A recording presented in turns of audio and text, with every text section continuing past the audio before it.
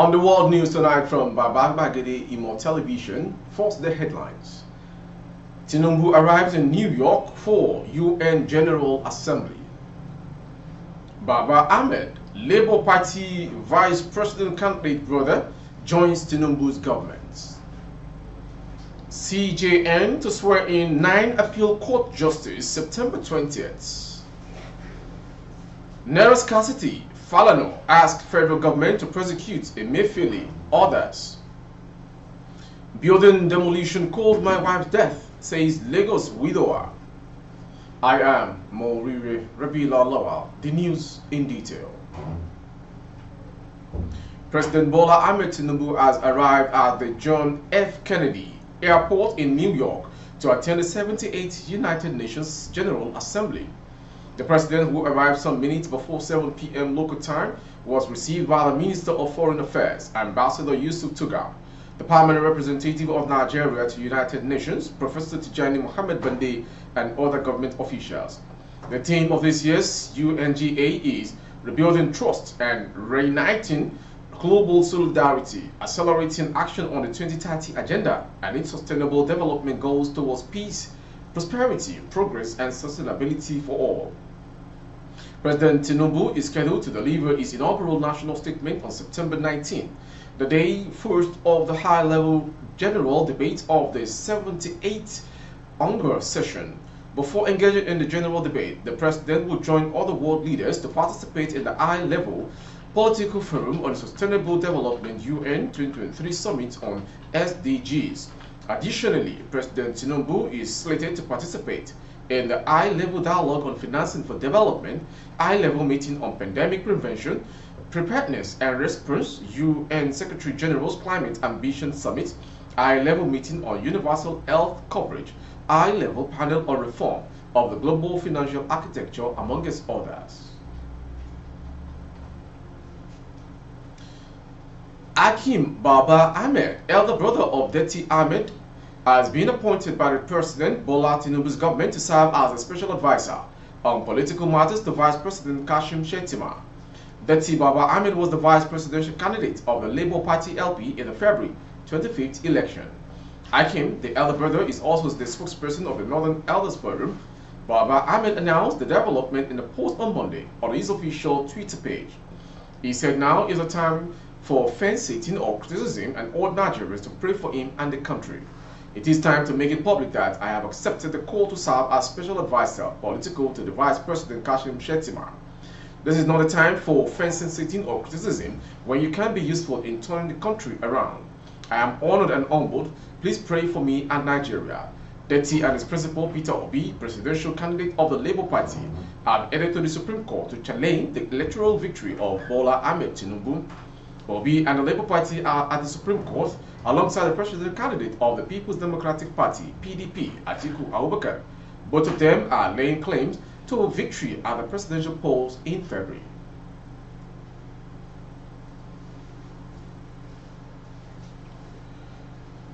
The Chief Justice of Nigeria, Justice Olukayode Ariwola, will on Wednesday, September 20th, swear in 9 newly appointed justices for the Court of Appeal. The new appellate court justices are to be inaugurated at the main court auditorium of the Supreme Court of Nigeria in Abuja.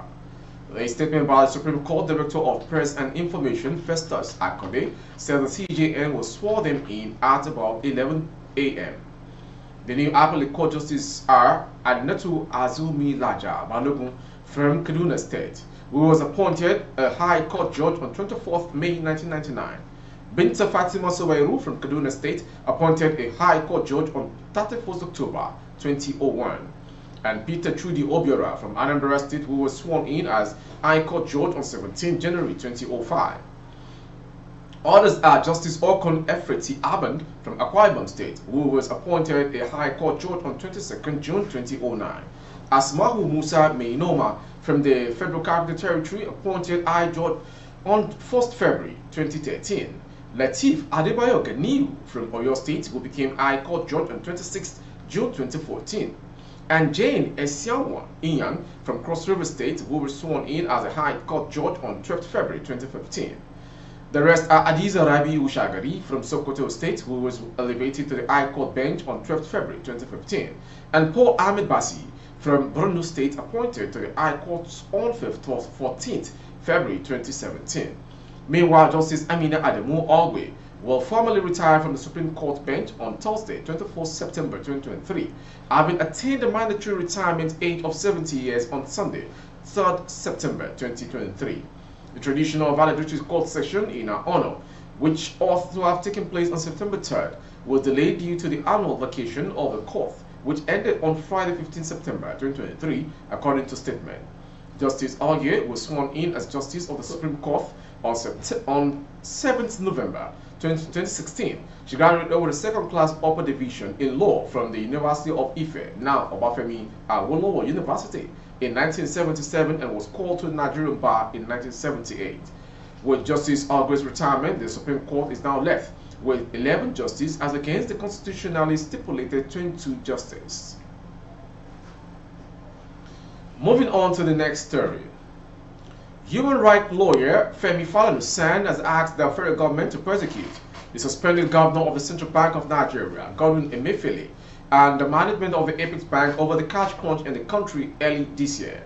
In a statement yesterday, Falana alleged that Emefiele and the CBN lied to Nigerians over the availability of cash owing to the redesign of the nation's currency, having misled Nigerians to believe that sufficient cash was distributed to commercial banks to replace the sum of 3.5 trillion mopped up from customers. Mr. Godwin Emefiele and the entire management of the CBN ought to be prosecuted for incitement and culpable homicide, he said. Falana also wants the CBN to rebuild the bank buildings that were destroyed by angry customers in the aftermath of the cash crunch occasioned by the redesigned policy, and also for the Apex Bank to compensate the families of those who were killed due to the incitement of the public. In addition, the CBN should rebuild the bank's buildings that were destroyed and pay compensation to the families of those who were killed as a result of the incitement of members of the public, Falana added. In January 2023, the Central Bank of Nigeria claimed that it had supplied the commercial banks in the country with enough cash in line with its currency design policy. The Apex Bank purportedly directed security agencies to arrest and prosecute bank officials who were accused of sabotaging the new currency policy. Based on the statement, Nigerians trooped to banks to collect cash. As the cash was insufficient, customers became angry. And to the next story from the world news from Baba Bagede Imo Television. A 36-year-old man, Joshua Vandi, has blamed the demolition of his apartment at 33 Odofa Street, Oworoshoki, Lagos, for the death of his pregnant wife, Ladi, who died at Afolabi Memorial Hospital, Owororo. Vandi said he relocated to an apartment in Oluwaseun Street in the area, which someone assisted him with, noting that his 33-year-old wife died last Thursday from complications arising from trauma she went through after the demolition that took place in the area, where, apart from their forced eviction, our wife lost her means of livelihood.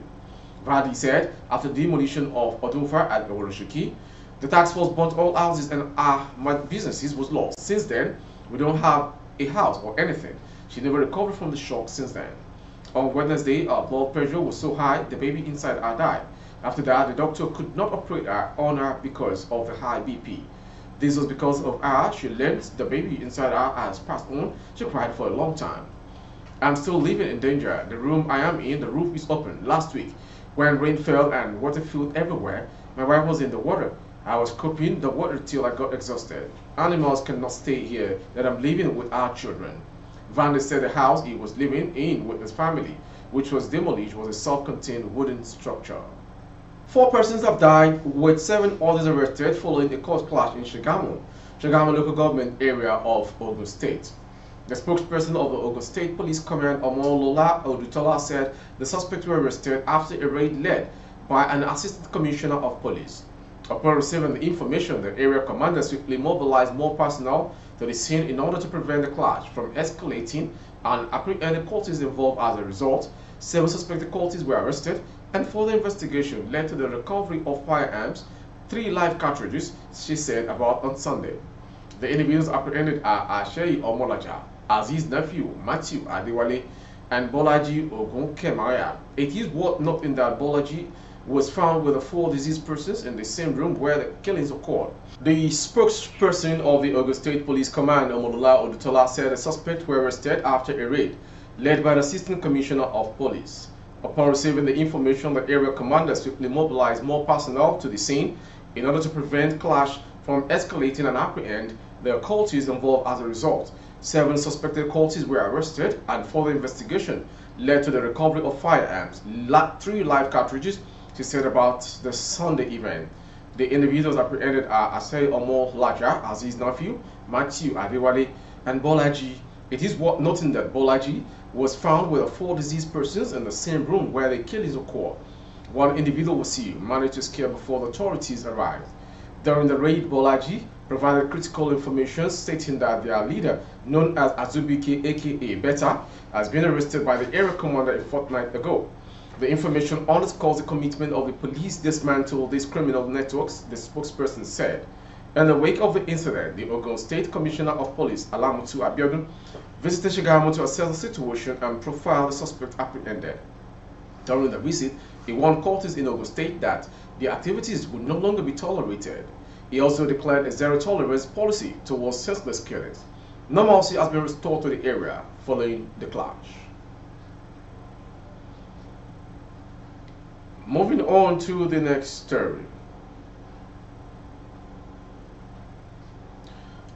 The Commissioner for Women Affairs and Social Development in Ondo State, Dr. Olubomi Oshadon, was at the weekend attacked in Rikidi, Akoko Northwest local government area of the state. Oshadon was said to have been hit with a chair on the head during the distribution of foodstuffs as palliative aimed at supporting the vulnerable due to inflation caused by the removal of fuel subsidy by the federal government. The commissioner was alleged to have been opposed by some members of the All Progressive Congress APC and the local government following an allegation that the exercise was shrouded in secrecy by government officials. While police authorities are yet to come to name those behind the attack, there are claims that the APC chairman in Akoko Northwest local government, one Olumide Awolumate, popularly called Kuba, is behind it. Due to injuries sustained during the attack, the commissioner was rushed to a nearby hospital for medical attention. Some young men identified as loyalists of the commissioner were said to have retaliated by beating Awolumate.